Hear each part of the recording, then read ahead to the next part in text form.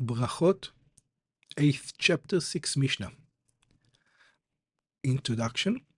אגב המשנה הקודמת, because of the previous Mishnah, העוסקת בברכות הנר והבשמים, the previous Mishnah deals with the blessings of the candle and the spices, שמברכים במוצאי שבת, that we make a blessing on when Shabbos is finished. הובאה כאן משנה זאת. This Mishnah is placed over here. והיא באה ללמדנו, this Mishnah comes to teach us, שיש נר ובשמים, that there are some kinds of candles and some kinds of spices שאסור לברך עליהם, that we are forbidden to make a blessing over. Let's start. אין מברכים במוצאי שבת, we don't make a blessing when Shabbos is over, לא על הנר, not on a type of candle, ולא על הבשמים של גויים, and not on spices that belongs to other nations. לא על הנר של גויים, why don't we make a blessing on a candle of somebody who's not a Jew? מפני שהנר לא שבת. It is because the candle itself did not rest. What does it mean the candle did not rest? כלומר, which means, שלא שבת ממלאכת עבירה. That the candle itself did not stop working from a forbidden kind of work. What does that mean? Candle is not supposed to work. שהגוי עשה מלאכה בשבת לאורו.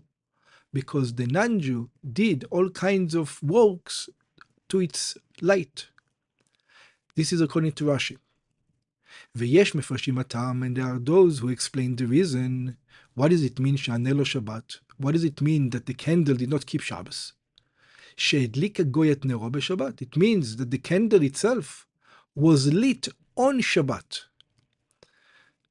ולא על הבשמים של גויים, and also the same thing, not on the spices of non-Jews.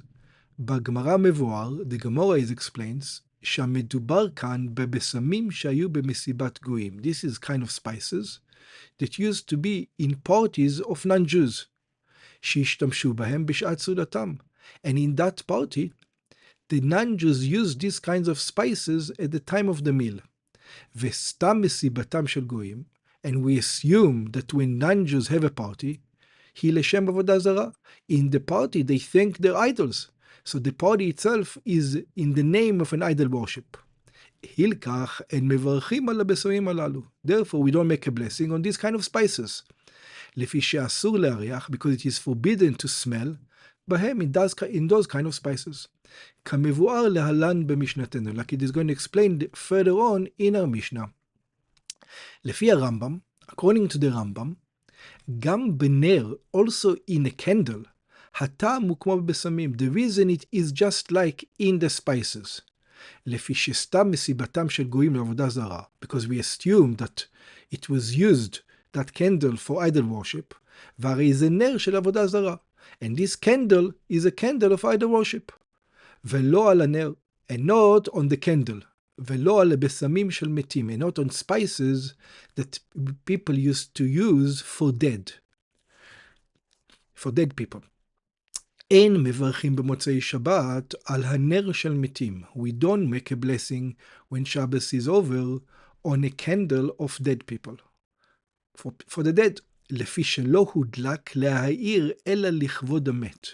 Because the purpose of the candle wasn't to light, it was to honor the dead. ואין מברכים בורא מאורי האש, and we don't make a blessing to God, the one who created the fire, אלא על הנר שבא להאיר. We only make that blessing on a candle that its purpose is to light, not to honor. ולא שנעשה לשום דבר אחר, and not that it was done for any other things except light. ולא על הבשמים של המתים, and the same thing, not on spices that was used to honor the dead, לפי שאינם באים, because those spices, the only reason they come, אלא להעביר את הריח הרע. They come in order to take away the bad smell. ולא בשביל להריח בהם, and not in order to smell them specifically. ולא על הנר ולא על הבשמים שלפני עבודה זרה, and obviously not on a candle and not on spices that was used in front of an idol worship, לפי שאסורים בהנאה, because this is obviously forbidden in any kind of enjoyment. Ein mevarchim al ner, we don't make a blessing on the candle, birkat, the blessing of Bore meorei ha'esh, the one who created the light of the fire. Ad sheyeotu leoro, until they're going to enjoy, somebody is going to get enjoyment to its light. Ad sheyehenu meoro, until there's going to be some kind of use from the light. Klomar, which means, sheyamod samuch laner, a person who makes the blessing needs to stand next to the candle, kedei sheyuchal leinot mimeno, so you can get some kind of benefit from it. Ubagmara natnu shiur, the Gemara gives how close do you have to keep close to the candle. כדי שיהיה מכיר בין מטבע של מדינה זו למטבע של מדינה אחרת. It is as close that you can distinguish between two coins that belong to two different countries. ונוהגים להשתמש ממש לאור על הנר. And our custom is to really use the light of the candles על ידי שמסתכלים בציפורניים בשעה שמברכים. When we look at our fingernails at the time we make the blessings. וטעמים שונים נאמרו בעניין ההסתכלות בציפורניים. There's many reasons that are given why do we specifically look at our fingernails. רבנו יונה כותב, רבנו יונה writes, מפני שהן בגופו, he says because they are always available, they're in your body, ומזומנות אליו יותר, and you always have connection to them, you can always use them. Or, there's another reason he says, מפני שהן גדלות, because there are things that grow, והגידול הוא סימן ברכה, and the fact that they grow is a sign for a blessing. ולכן מסתכלים בהם לסימן טוב בתחילת השבוע. Therefore, a person is going to look at them for a good sign for the beginning of the week. ויש מבארים, and those who explain, כשמכיר בין ציפורן לבשר. It is he has to enjoy the light, to see in that the distinction between his fingernail and his flesh. הרי זה כמו שמכיר בין מטבע למטבע. It is as if he recognizes the difference between the two coins, like we mentioned above. בירושלמי סמכו דין זה. In the Yerushalmi, the Talmud Yerushalmi, they brought this law. אין מברכים על הנר עד שיהיה לאורו. We do not bless on the candle until you're going to get benefit to its light. על מה שכתוב, it says, you use, how do we know that this is a true statement? They say we can find a hint on what it's written on Bereshit, וירא אלוקים את האור כי טוב.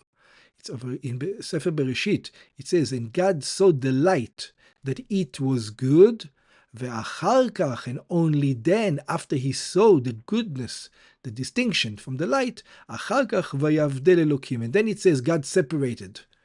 So the separation comes after God saw the distinction between good and bad.